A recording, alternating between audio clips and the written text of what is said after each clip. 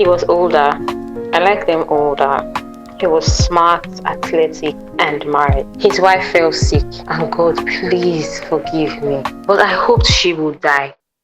Sometimes the reason you keep doing what you already know is morally wrong.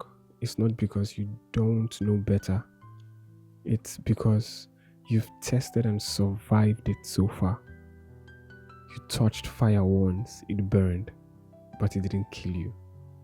The lies, the secrets, the choices that make you wince when you catch a reflection in the mirror. You think, if it hasn't destroyed me completely, maybe it won't. Maybe I can handle one more time. Maybe the consequences are for other people, not for me. And nobody tells you this part, that something does die in you each time you deliberately choose what violates your own conscience. Now, I know that some of you will laugh here because, as far as you're concerned, you've already mortgaged your conscience. Still, hear me. Something does actually die. Not all at once. No, it's slow. It's polite. It's silent. At first, it feels like freedom, like finally choosing yourself, like being seen, being desired, being prioritized. You tell yourself a story where the ends justify the means, where context softens consequence, where love or whatever word you're using makes it make sense.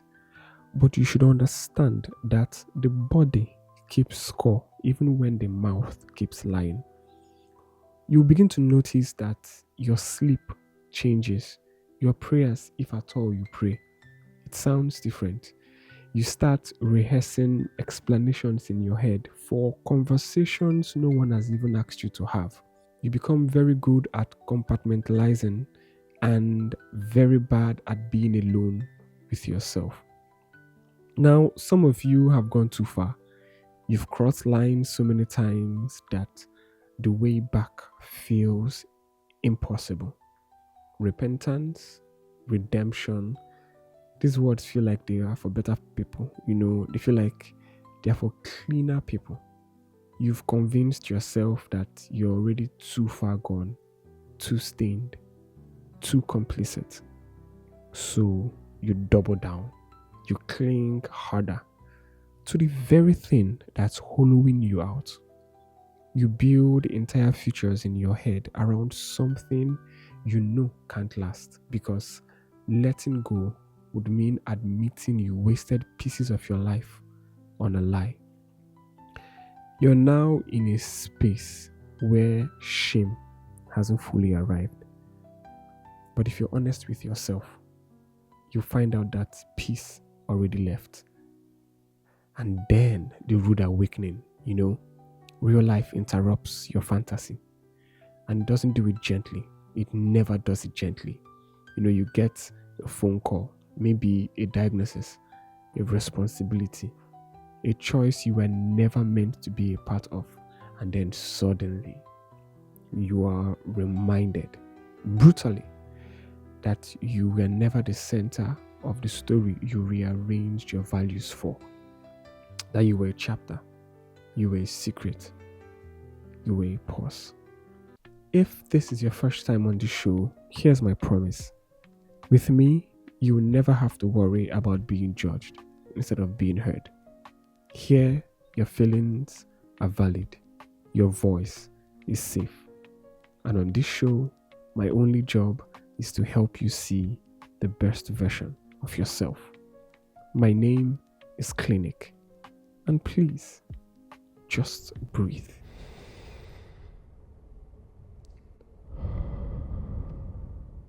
Welcome back.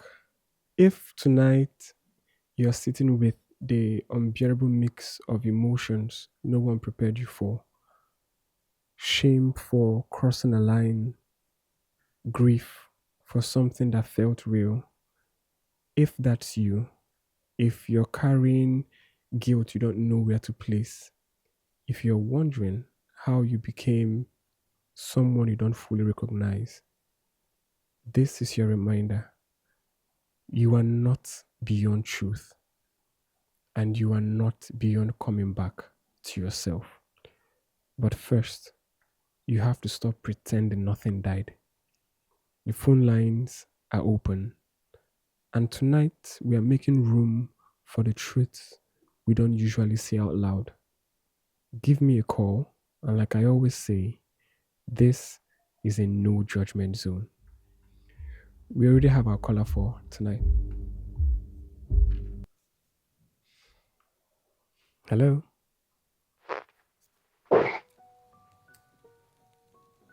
Hi, Clinic. I can't say my name, but I'm 24 and I just experienced my first real heartbreak, I think. Your first relationship. Nah, I've dated before, but they ended on my terms. This was different. Do you want to talk about it? Well, I'm on the phone, so yeah. Tell me about him. He was older. I like them older. He was smart, athletic, fun, and married. Did you say married? Yeah, he was. Sorry, he is. We were in love, or maybe it was just in my head. No, wait. It wasn't in my head.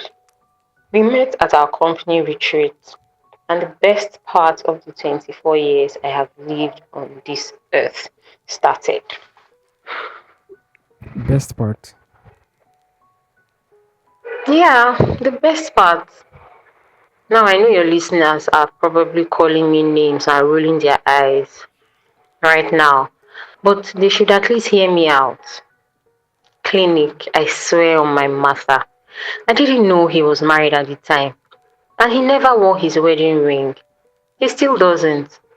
It felt like the perfect gift in a man. He mentored me, cared about little things, and made me feel like I mattered. So, when did you find out he was married? 6 months into our relationship.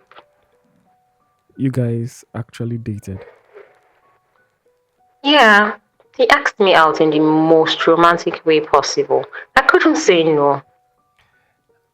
And you didn't suspect a thing for 6 months.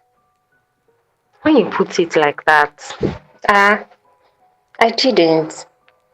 But every man in a managerial role in my company is married, so maybe I should have asked him. But I didn't want to jinx it. Plus, the other men in my office were aware of our relationship, and no one seemed offended by it. Tell me what happened 6 months into the relationship. Hmm.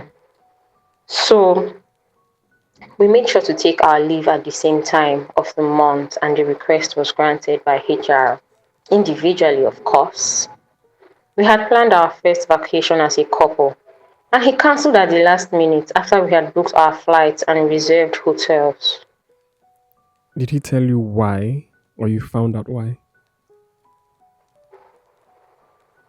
He told me in one breath, without stuttering, in his exact words, my wife wants us to visit her mom. Wow. Wow, sounds about right. Reality showed up, and I wasn't invited. I was mad. I was angry. I shouted at him, then I walked out. Your crash out was totally valid. Your heart was broken. Not then. He called and asked to see me. And I wanted to hear him out. Clinic. You don't understand how good he was to me. And it's not just the sex, although that one was amazing. But he saw me and loved me. So I met up with him at our usual place, angry and yet happy to see him. In his defense, I never asked and I couldn't fault him. We made love and he asked that I still travel with one of my friends so the hotels and reservations wouldn't waste. did you take his offer? Guy! He He was a 2 week vacation in Paris. I had his card to shop and an option to fly to Italy before coming back. Interesting. And when you got back, It was business as usual. The cat was finally out of the bag, so there was nothing to hide. He didn't treat me any different, and neither did I. and you were okay with being the other woman. That's the thing. He never made me feel like the other woman. It almost felt like his wife knew there was another woman and didn't care as much. Because we still hung out, spent nights together, talked on the phone for long hours into the night. And the sex was even sweeter. I was doing so much better at work. All thanks to him. Your listeners can judge me now. But I have never been treated this right all my life. And I doubt any of them would make a different choice if they were in my shoes. So how did the heartbreak come? His wife fell sick, cancer or something. And God, please forgive me. But I hoped she would die. Am I a bad person? Do you think you are? I don't know. He started pulling away. I was in love. We made plans. I was hopeful. He was one person I could be vulnerable with. But as soon as his wife fell sick, it didn't matter anymore. How did that make you feel? Betrayed and neglected. And it wasn't a good feeling at all. If his wife didn't get sick, what future did he think was possible with him? I don't know. But it felt good knowing he was still present in my life. Well, his life demanded a choice, and he made it. Yes, he did. And I hated myself for waiting to see if he did choose me. Just stop making me selfish. What do you think? That I crossed the line thinking love made it okay. Did it? It didn't. Am I a bad person for staying once I knew? You're not bad, but staying was a choice, and our choices shape us. I guess I was wrong, and I have to own it. You know, you just took the hardest step, so be gentle with yourself tonight, okay? Yeah, thank you, clinic. But you know it doesn't hurt any less, yeah? Of course, you're human after all. Do you still work at the same firm?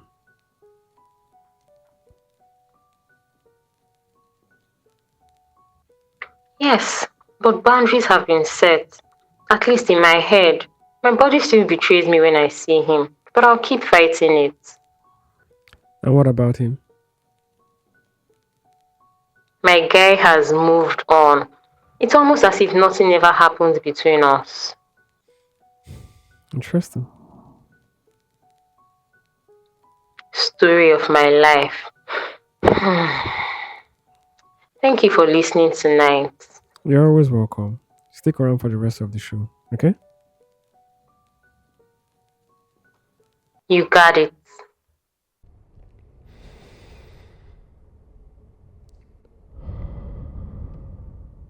When you repeatedly step outside your own moral boundaries, you don't just risk consequences, you slowly exile yourself from who you believed you were. And I need you to understand this tonight. There is no glory in realizing you're living a life you can't proudly explain. There's no glory in living in a way you have to eat it. There's no glory in hoping for a future that requires someone else's silence, someone else's absence, or denial to exist.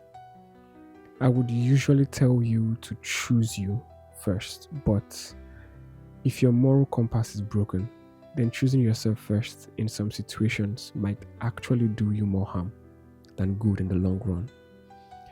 Now, putting the gear in reverse when you've driven so far from your starting point can be a lot. especially when your decisions have affected lives other than yours. But you have to start somewhere. Say this with me: I am complete. I am enough. I have love. And I am loved. I choose to be the best version of myself every single day. My smile will remain. My joy is forever. My faith in God is unshakable. I am free and alive, and I never forget to breathe. Thank you for spending this time with me today. I hope you follow, subscribe, and share this space with someone who needs it. Until next time, just breathe.